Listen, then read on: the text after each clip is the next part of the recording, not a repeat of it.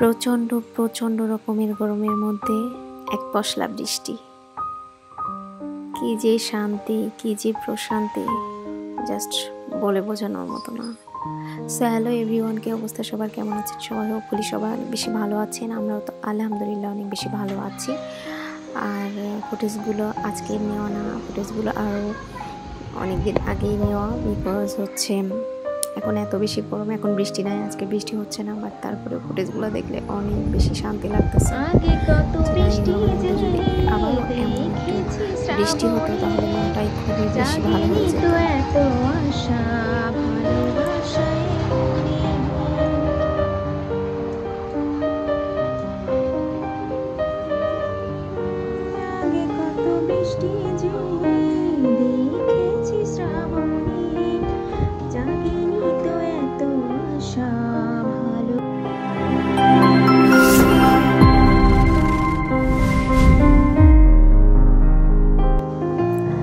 সকাল সকাল উঠে একটা হচ্ছে বেলি ফ্যাট রিডিউস একটা ড্রিঙ্কস মেক করব, আর এটা কিন্তু বেলি ফ্যাট রিডিউস করতে অনেক বেশি হেল্প করে, আর হচ্ছে ওয়েট কমাতেও কিন্তু অনেক বেশি হেল্প করে। এটা জাস্ট 2 চামচ জিরা আমি বয়েল করে নিয়েছি, প্রয়োজন অনুযায়ী পানি নেবেন।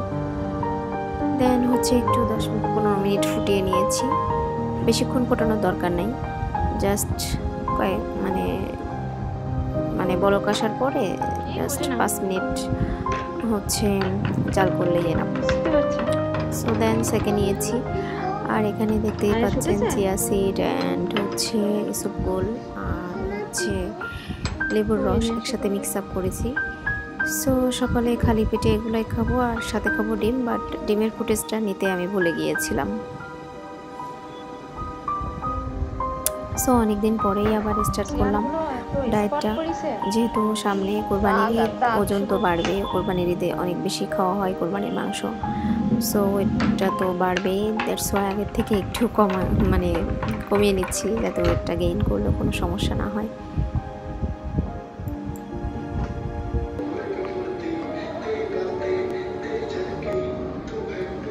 আর আজকে একটু টাইম পেয়েছিলাম, দ্যাটস ওয়াই চলে গিয়েছিলাম জিমে।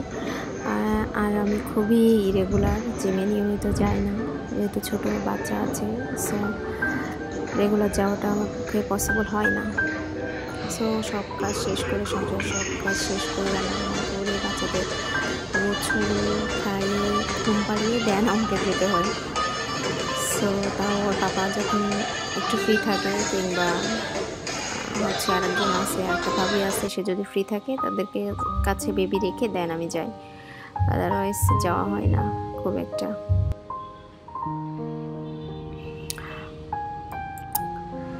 আর আজকে অনেক দিন পরে গিয়ে এত বেশি পরিমাণ পেইন হয়েছে আমার, বলবো। ওই যে এক্সারসাইজটা দেখলেন, এটা লেগের জন্য 25 কেজি ওয়েট লিফটিং করে আমার পায়ের অবস্থা একেবারেই বেহাল, এত পরিমাণে পেইন হয়েছে কি বলবো।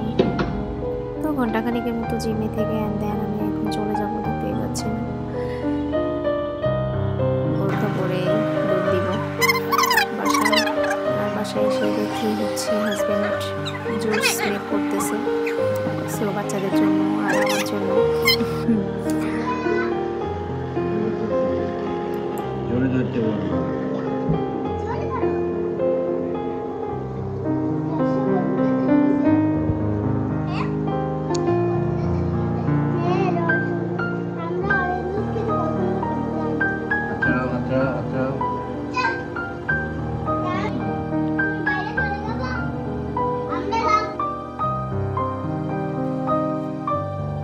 মিষ্টির ক্লাসটা, প্রফেশনাল মিষ্টির ক্লাসটা করেছিলাম, এটা 1 উইক এগোই করেছিলাম, বাট এডিটিং করা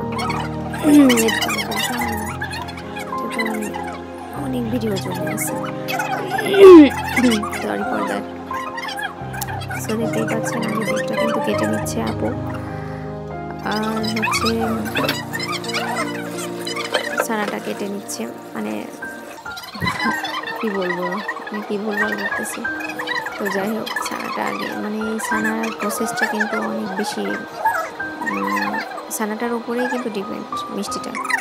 ছানা যদি একটু এদিক সেদিক হয়ে যায় মিষ্টিটা কিন্তু আর সফট হবে না, সুন্দর হবে না। সো অনেক টেকনিক আছে।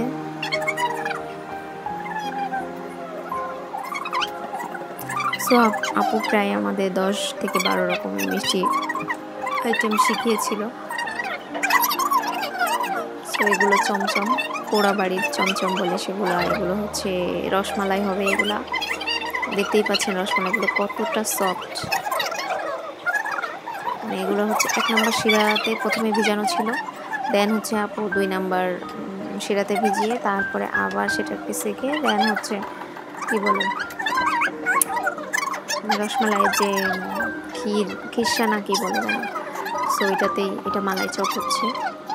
মালাই চপের যে ফিলিং বলতেছি যে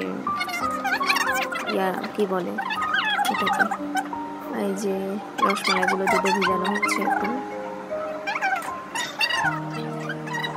সো আপু অনেক সুন্দরভাবে বুঝিয়ে দেয় সব কিছু, এভরিথিং। আর মিষ্টি হওয়ার পরে দেন একটু বাটার বা ঘি এরকম অ্যাড করলে অনেক সুন্দর একটা স্মেল আসে। আর এটা ছিল স্যান্ডউইচ মিষ্টি। এটা কিন্তু অনেক বেশি টেস্টি ছিল আর অনেক বেশি সফট ছিল, আর মিষ্টিটা দেখতেও অনেক বেশি সুন্দর। এটা ট্র্যাডিশনাল মিষ্টি, হচ্ছে পোড়াবাড়ির চমচম ছিল। সো দেখতেই পাচ্ছেন কালারটা চলে এসেছে, চমচমের কালারটা। এখানে ছিল কি বলে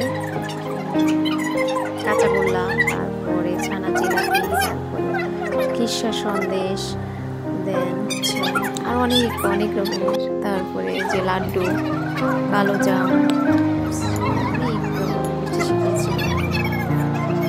মিষ্টিগুলো অনেক বেশি সফট অ্যান্ড টেস্টি হয়েছিল মাশাআল্লাহ।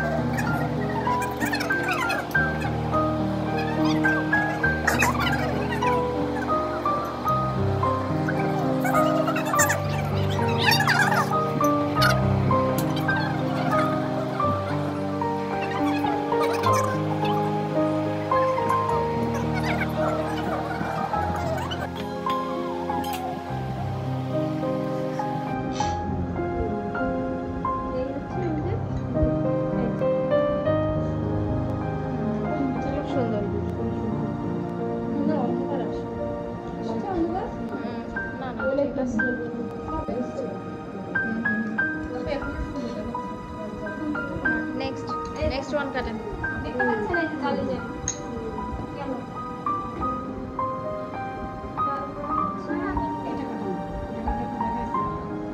তো এমনি শুকনো টক দেখাচ্ছে তো এটা দেখাই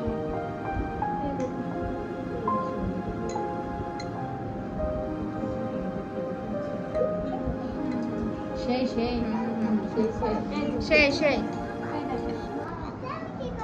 ওটা দেখতে হবে না, ওটা এমনি সুন্দর হয়েছে। কালো জাম চুপ করো চুপ করো।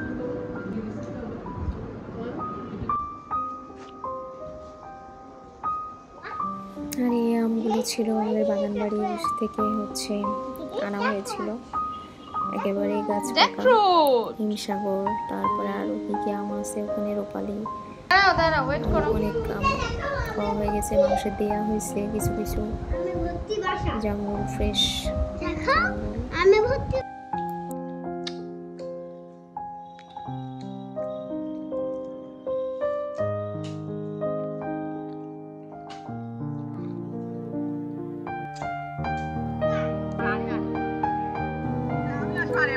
এখানে ভাবির একটু হচ্ছে স্কুল টাইমে বাচ্চাদের স্কুল টাইমে একটু খাওয়া দাওয়া করে সেটা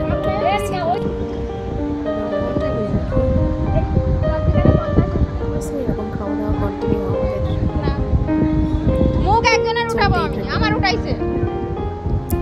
সো যত জিম করি ডায়েট করি এই খাওয়াগুলো, সেদিন বৃষ্টি ভাবি যে এক্সপ্রেশন দিলেন চটপটির এক্সপ্রেশন, প্রপারলি যদি ডায়েট করতে পারতাম তাহলে 1 মান্থের মধ্যেই অনেক লস করতে পারতাম, বাট প্রপারলি তো করতে পারি না, 1-2 দিন করেই আর কি শেয়ারিং কেয়ারিং করে খানা। সো আজকের ভিডিওটা এই পর্যন্ত, পরবর্তীতে হাজির হয়ে যাবো নতুন কোনো ভিডিও বা ব্লগে। ততক্ষণই সবাই ভালো থাকবেন, সুস্থ থাকেন, আল্লাহ হাফেজ, টেক কেয়ার।